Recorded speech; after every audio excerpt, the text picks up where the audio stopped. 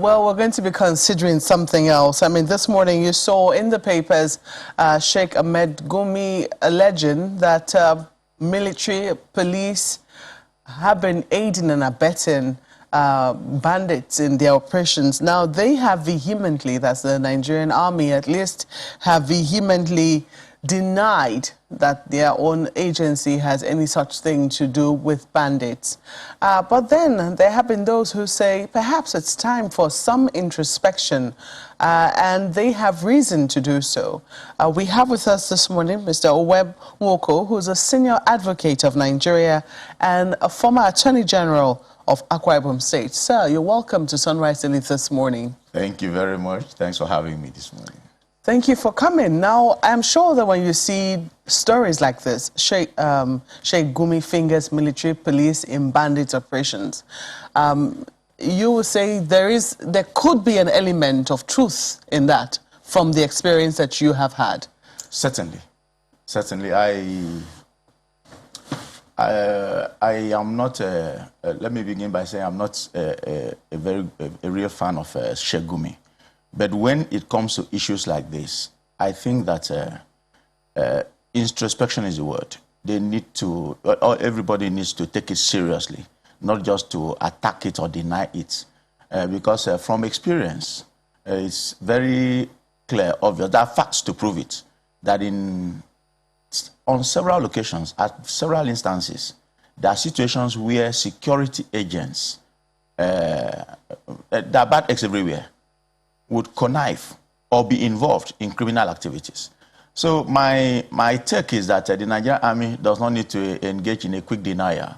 They rather should engage in self-introspection. They should rather check their back. If somebody tells me now, sir, there is a stain on your dress, the first thing I do is to look at whether it is true or not to tell that person you are calling me dirty.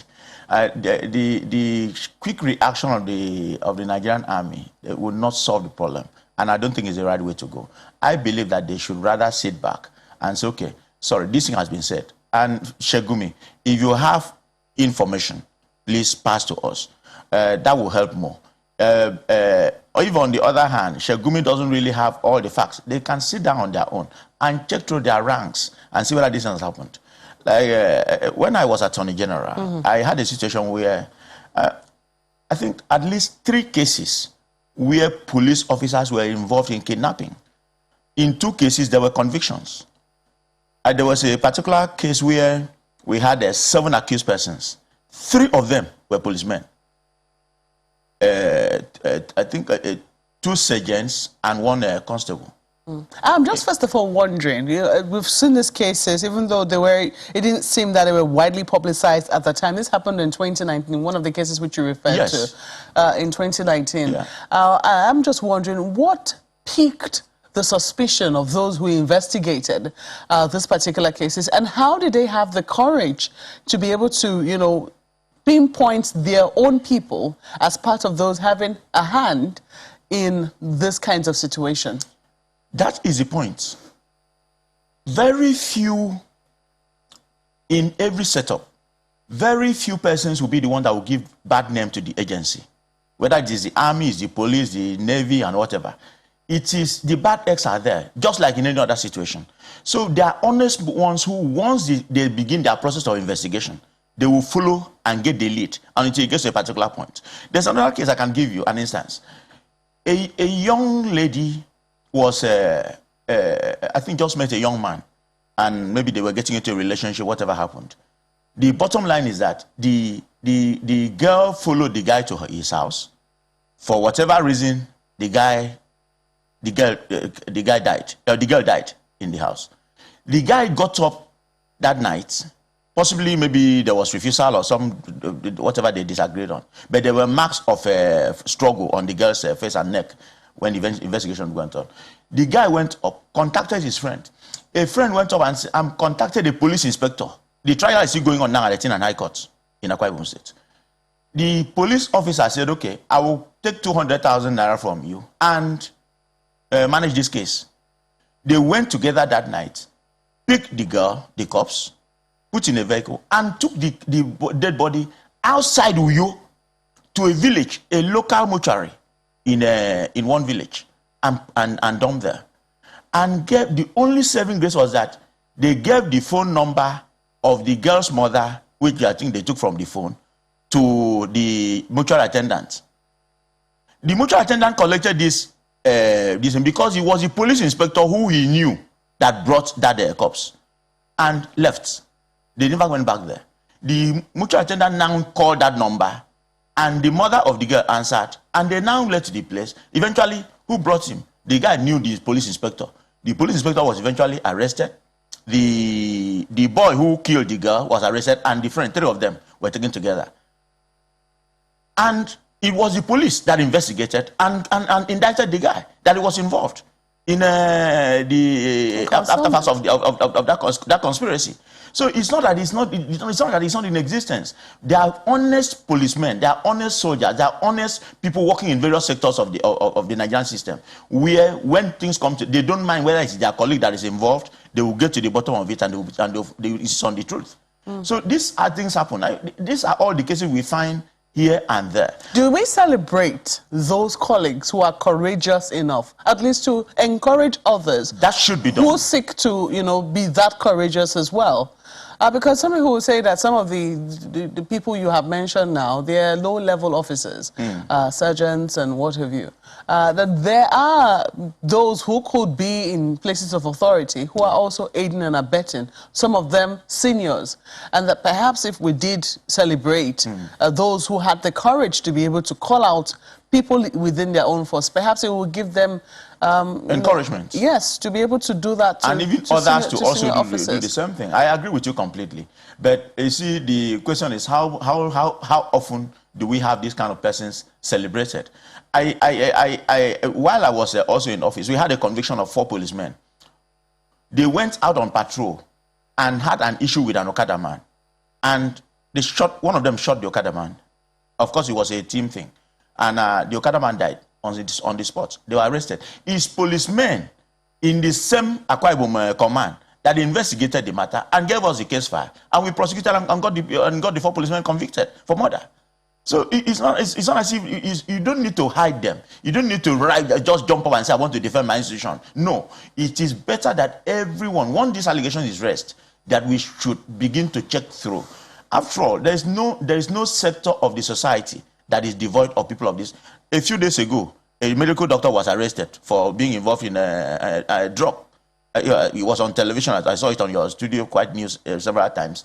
The other day, a lawyer was arrested for conniving with criminals. So there is no sector that is devoid. Lecturers are being arrested for criminal activities. School principals. There's no sector. So once allegation like this is raised, I believe that Shegumi possibly has some information. It may be his approach, it may be the style, maybe the timing.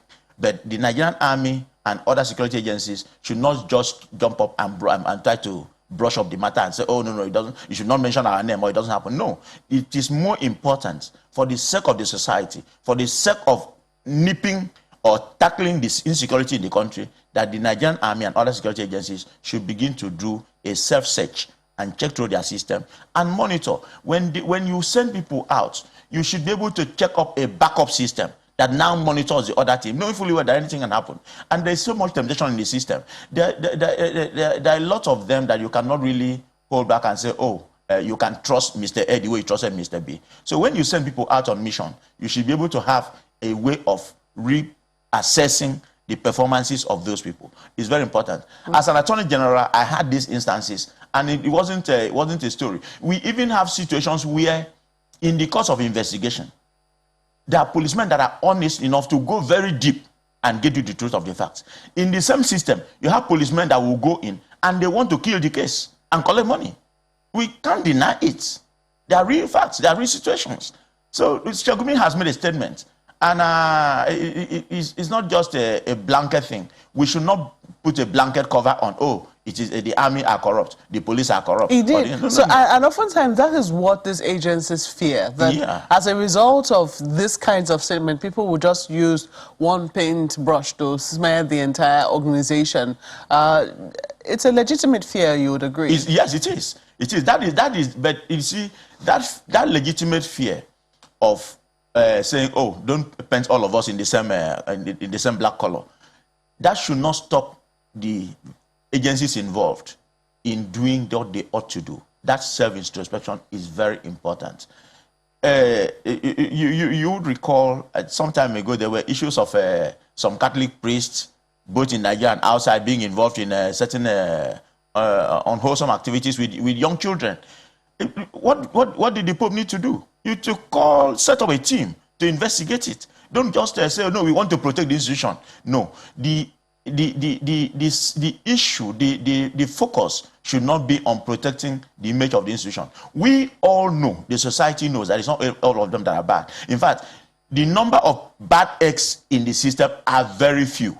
Just that bad news sells faster. People want to hear more of that. But it doesn't mean that all of them are bad or that there's something to the positive aspects of their effort. They are doing well. They are trying. So many of them are putting their lives on there. So many of them have lost their lives in the process. Their children are now suffering. So we give credit to them. We respect them. We honor them. We wish we can do more to recognize the efforts of these security agencies and the security agents who put their life on the line for us to sleep with our eyes closed. But that doesn't mean that among them and within their system, there are no bad eggs. We cannot just take and say, "Oh, let's push it aside." I talk from experience because in the course of acting, I was Attorney General by the grace of God for 6 years. And in those 6 years, I saw a lot in terms of case files. I saw a lot in terms of investigation.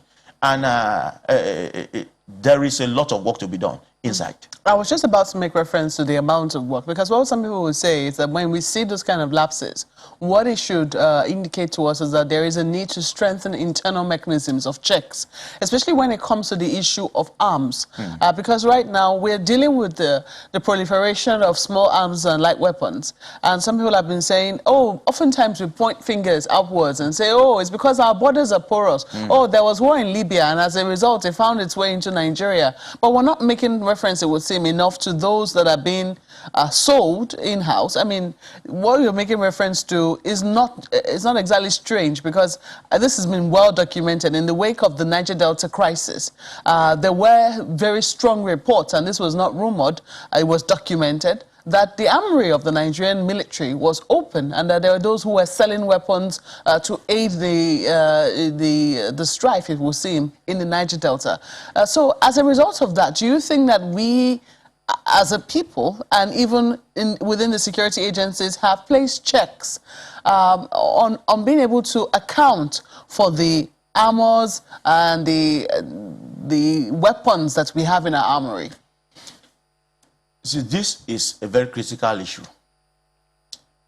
Unfortunately, in one of our matters, in the court of appeal, one of the court of appeal decisions I like making reference to, the judge that gave the lead judgment said, "Truth is not a common vegetation on this planet. People don't like facing the truth." As we are talking now, check through this country in various parts. Do you know that let the police be very sincere about their system? In some states in this country, in some places, policemen are buying their bullets from black markets. That's true. They need to check it. This is not, I'm not raising alarm. Policemen are buying some of their bullets from black markets. This AK-47 they are carrying, they are buying packets from black markets. And I'm sure if they want to sit down and check through, they will know where those things are sold. Whether they are taken from the official armory or it is imported illegally, but it's there in circulation. It's there in circulation. They need to tell the truth.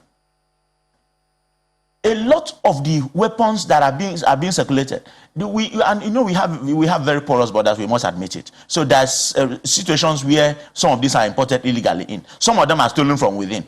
In a couple of years ago, while I was in private practice, we had a situation where a construction company in Akwa Ibom State had a German engineer on site, and the guy used to be very unruly, particularly with Nigeria. We used to treat everybody like as an idiot. And then one day, one young Nigerian confronted him. And the guy pulled out, went to his car, and brought out an army gun with the army number written on the boot of it. A gun of Nigerian army. And threatened the young man. Everybody ran away, but eventually they reported to the police. The police arrested him and charged him to court. He was charged to a magistrate court in New York, and eventually granted bail. Somebody, of course, I think from the company also took him on bail, and the guy ran away from the country. But the army gun was recovered from him. He was in the magistrate court in New York. If people go there now, you see that record. The gun of the Nigerian army was in the hand of a German construction worker. However, he got it. Nobody would have known. But these things exist, and it is important that every security agency begin to do self-introspection, begin to check his ranks, begin to check his rank and files, and check both the senior and the junior, and give a backup intelligence. Because at the end of the day, intelligence is very critical in what we are doing. Intelligence for the outsiders and intelligence for self-evaluation. Otherwise, if we want to jump every time we want to defend ourselves, want to defend the institution, so that we will not say that we have bad eggs in our system, we will not be doing Nigeria any good at all. That's my assessment of it, because these things are real. Like the case I just referred to is a real fact. The other case I'm talking about, that a policeman was involved in going to dispose of the body of a person who was killed. The trial is ongoing in 18 and High Court. I was still doing the matter till I left office in January. It's so worrisome when you hear, very disturbing when you hear this sort of stories. Well, you know, as a former Attorney General as well, and someone who's been involved in some of these things, and you know, having heard all manner of gruesome cases, when you see children being kidnapped in schools across the country, if some of them may have been able to successfully recover, others were still struggling, especially those tender children who were taken in Niger State.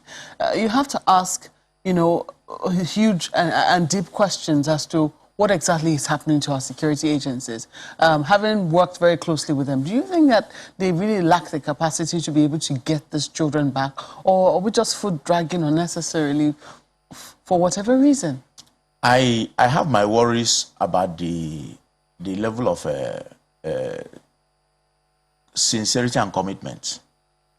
But then the other side of it is that how much security, how much reward, how much effort do we make to encourage those who are victims of those situations, so that others who are still working will be encouraged to put their life on the line.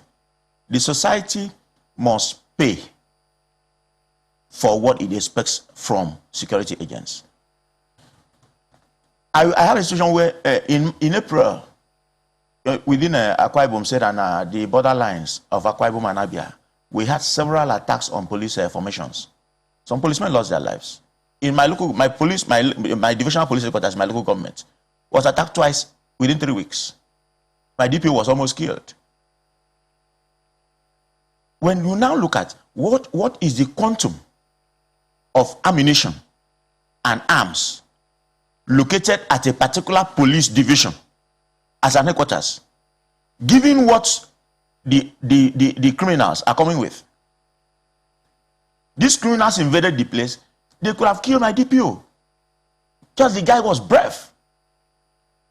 Because these criminals that came with guns that have the belts, you know, when they put it on rapid, the policeman with his just AK-47 put it on rapid, he can't stand it for long.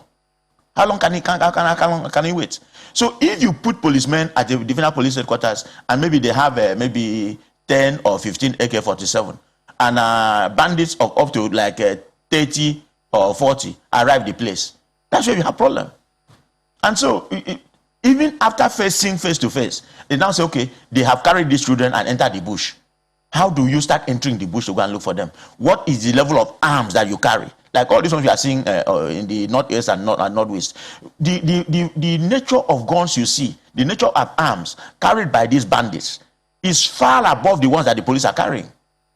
So it's like you give me a catapult to go and find somebody who is holding a gun. So you give somebody 1 or 2 magazines to load, and he's going to confront somebody who has a long belt of uncountable bullets.